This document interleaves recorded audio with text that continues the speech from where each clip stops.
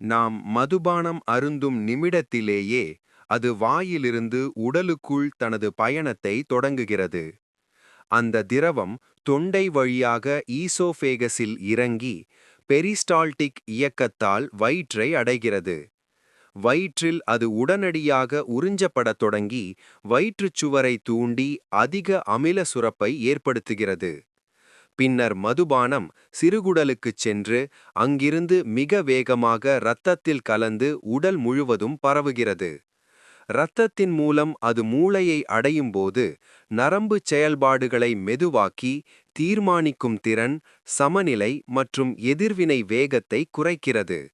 இதே சமயம் கருப்பை இந்த மதுபானத்தை விஷமாக கருதி அதை உடைக்கத் தொடங்குகிறது. ஆனால் அதன் செயல்திறன் வரம்புடையதால் உடலில் மதுபானம் தேங்கி பாதிப்புகளை ஏற்படுத்துகிறது. சிறுநீரகங்கள் அதிக அளவில் நீரை வெளியேற்றுவதால் உடலில் நீரிழப்பு உருவாகிறது. இதன் விளைவாக சோர்வு, தலைவலி மற்றும் ஒருங்கிணைப்பு குறைவு போன்ற விளைவுகள் தோன்றுகின்றன.